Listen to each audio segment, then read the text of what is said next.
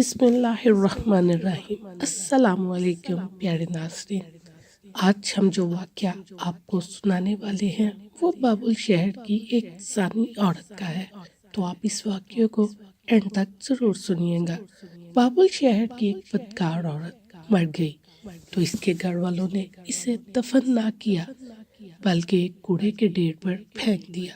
حضرت موسیٰ علیہ السلام جب کوہ طور پر اللہ تعالیٰ سے باتیں کرنے کے لیے گئے تو اللہ تعالیٰ نے فرمایا، اے موسیٰ، باقی باتیں بعد میں ہوں گی، پہلے جاؤ اور میری ایک کنیز کی لاش کوڑے پر پڑی ہے، اسے غسل دلاؤ اور عزت کے ساتھ دفناؤ۔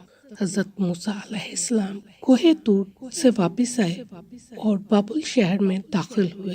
تلاش کرتے کرتے ایک جگہ دیکھا کہ کوڑے پر ایک عورت کی لاش پڑی ہے اور جس کے ارد گرد 4 کتے رکھوالی کر رہے ہیں تاکہ کوئی درندہ لاش کو پامال نہ کر سکے۔ حضرت موسیٰ علیہ السلام نے اس کے گھر کا پتہ پوچھا اور ان سے کہا، اس لاش کو اٹھانے میں میری مدد کرو۔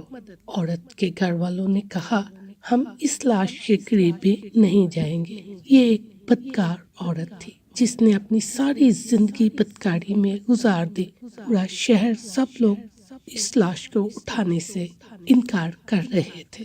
حضرت موسیٰ علیہ السلام نے اپنے بھائی ہارون علیہ السلام کے پاس پیغام بھیجا اور کہا کہ اس لاش کو اٹھانے میں میری مدد کرو۔ دونوں نبیوں نے لاش کو اٹھایا اور پھر جب غسل دینے کی باری آئی تو شہر کی کوئی بھی عورت اسے غسل دینے کے لیے تیار نہ تھی۔ یہ دیکھتے ہوئے حضرت موسیٰ علیہ السلام نے اپنی زوجہ اور بہن کو حکم دیا کہ اسے غسل دو۔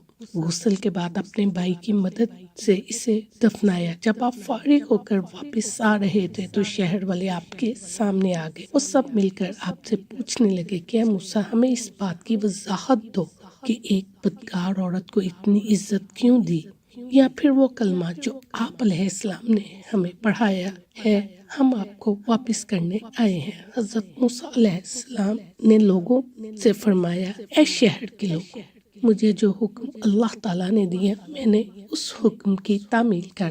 ہاں، اگلی بار جب میں کوہ طور پر گیا تو سب کو تمہارے اس سوال کا جواب مل جائے گا۔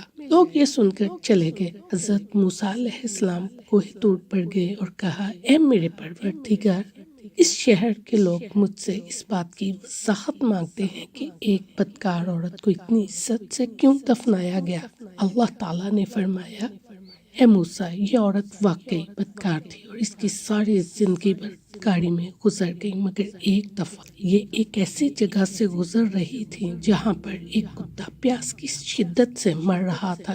اس نے پانی کے کنویں سے اپنے کپڑے گیلے